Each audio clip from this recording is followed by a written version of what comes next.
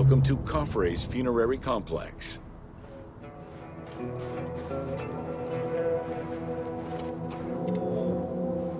Since the very beginning of the 4th dynasty, mortuary temples were built adjacent to pyramids on the eastern side. Such a location, facing the rising sun, as well as the world of the living as a whole, held an important symbolic meaning, for it was within the mortuary temple that kings were revived through daily rituals.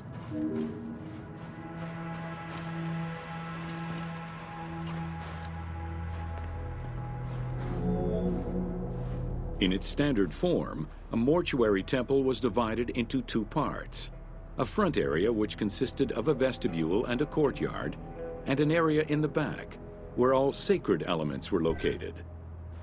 The back of the temple incorporated several essential features, including an inner sanctuary with a false door, which allowed the soul of the pharaoh to travel between the world of the dead and the world of the living.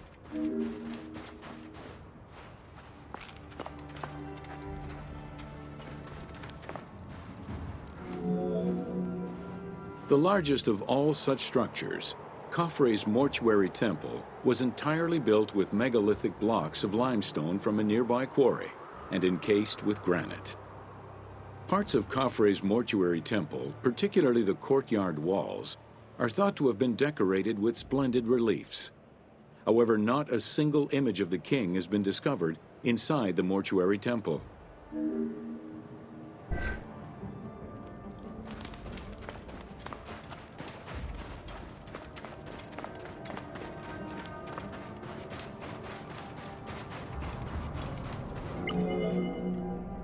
Khufu's direct successor, Djedefre, followed the custom which required each king to establish a new site for their funerary accommodation, and chose Abu Rawash as his last resting place.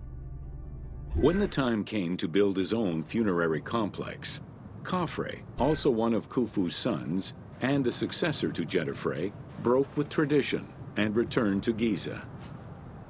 Not only did Khafre thumb his nose at tradition, but he did so in a way which he hoped would allow him to overshadow his father's most important monument.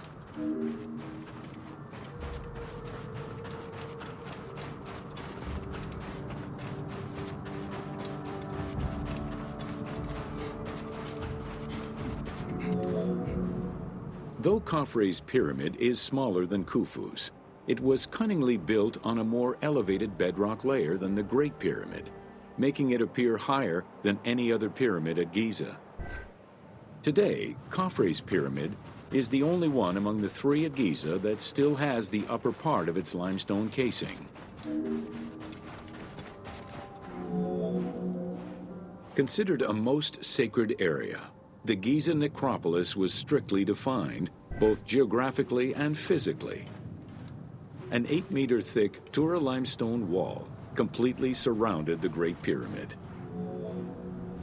From the reign of Sneferu and onwards, the subsidiary pyramid became a common feature within the pyramidal complex.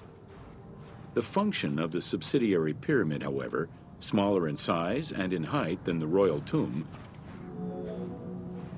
In mainstream media, the Ka is often defined as the soul of the deceased. The truth is a bit more complicated. Within the ancient Egyptian funerary belief system, the Ka within Khafre's subsidiary pyramid, a wooden box containing pieces of cedar was discovered by archaeologists. When reassembled, it turned out to be a shrine mounted on a sled. Just as with the solar barges found around Khufu's pyramid, it seems Khafre's shrine and sled were ritually disposed of after his funeral.